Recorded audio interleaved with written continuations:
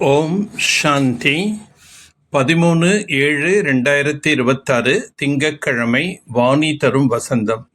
இனிமையான குழந்தைகளே, நீங்கள் உங்களது வாழ்க்கையை வைரம் போன்று ஆக்குவதற்காக தந்தையிடம் வந்துள்ளீர்கள். தந்தையின் நினைவினால்தான் அப்பேற்பட்ட வாழ்க்கை என்பது உருவாகின்றது.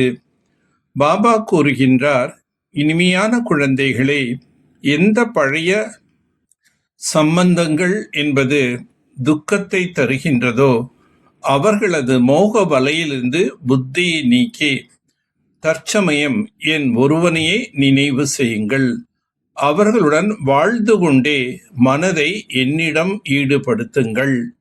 மன்மன பவ என்ற மந்திரத்தை எப்பொழுதும் நினைவில் கொண்டீர்கள் என்றால் நீங்கள் புதிய உலகத்தில் உயர்ந்த பதவியை அடைவீர்கள்.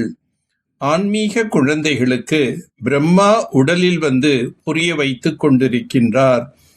தந்தையிடம் நீங்கள் வருவதே வைரம் போன்ற பிறவியை அமைத்துக் கொள்வதற்காக. சொர்க்கவாசிகளுடையது வைரம் போன்ற பிறவி என்று கூறப்படுகின்றது. நரகவாசிகளுடையது சோலி போன்ற பிறவியாகும். சங்கம யுகம் அனைவருக்கும் மங்களமானதாகும். நான் குழந்தைகளின் சேவையில் வந்துள்ளேன். ஏனென்றால் குழந்தைகள் மிகவும் துக்கம் அடைந்துள்ளார்கள் என்று தந்தை கூறுகின்றார்.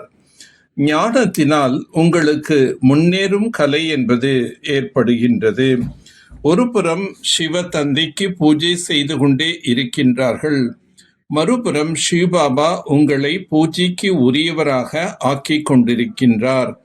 நீங்கள் பூஜைக்குரிய தேவதையாக ஆகுவதற்காக சிவ தந்தையிடம் வந்துள்ளீர்கள். நீங்கள் உயிரோட்டமுள்ள மலர்களாக இருந்தீர்கள். இதற்கு மலர்களின் தோட்டம் என்று கூறப்படுகின்றது. பின்னர் அதுவே முட்களின் காடாக ஆகிக்கொண்டே போகின்றது. இச்சமயம் எல்லோருமே முட்களாக ஆகிவிட்டுள்ளார்கள்.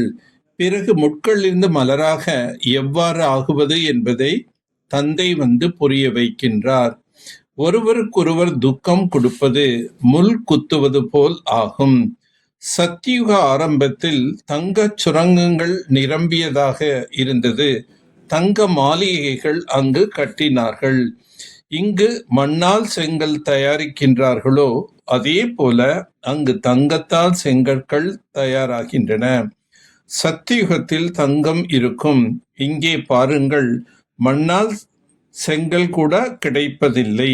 இங்கு எந்த அளவுக்கு செங்கல் பைசா கொடுத்து விலைக்கு வாங்குகின்றார்கள். ஆனால் அங்கு தங்க செங்கற்கள் இலவசமாகவே கிடைக்கும்.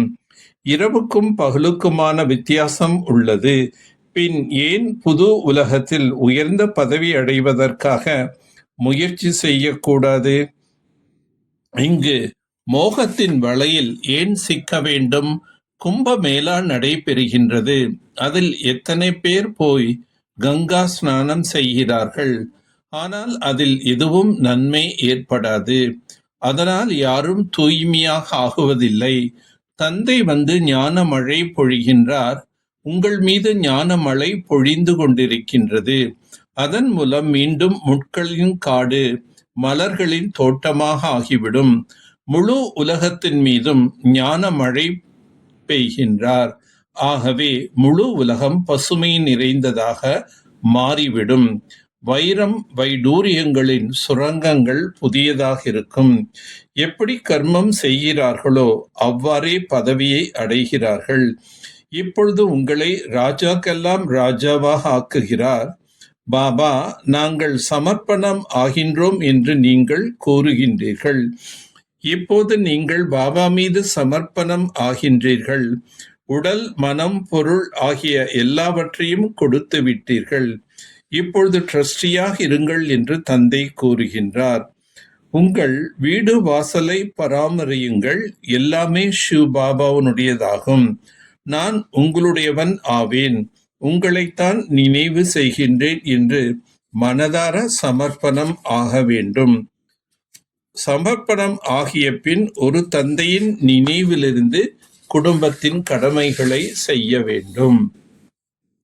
ராஜ பதவியை பெறுவதற்காக தந்தை மீது முழுமையாக சமர்ப்பணம் ஆக வேண்டும். உடல், பொருள், மனம் அனைத்தையும் சமர்ப்பணம் செய்து ட்ரஸ்டியாக இருக்க வேண்டும். விகர்மங்களை வென்றவர்களாக ஆகுவதற்கான முயற்சி செய்ய வேண்டும். தந்தையின் நினைவில்தான் வருமானம் உள்ளது. எனவே நிரந்தர நினைவில் இருப்பதற்கான முயற்சி செய்ய வேண்டும். மலர்களின் உலகத்திற்கு அதிகாரியாக விடக்கூடிய வகையில் அப்பேற்பட்ட ஆன்மீக மலராக ஆக வேண்டும்.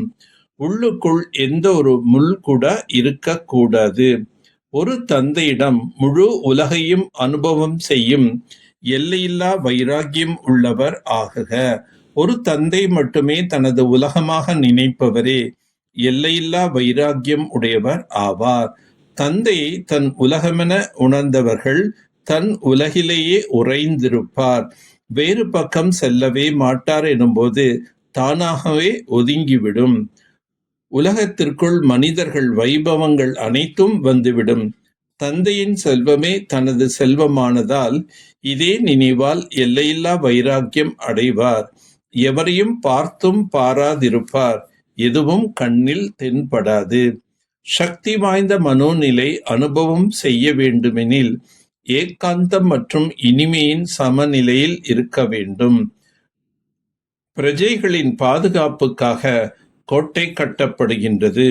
ஒரு ராஜாவுக்காக குடில் அமைப்பதில்லை, கோட்டை அமைப்பார்கள்.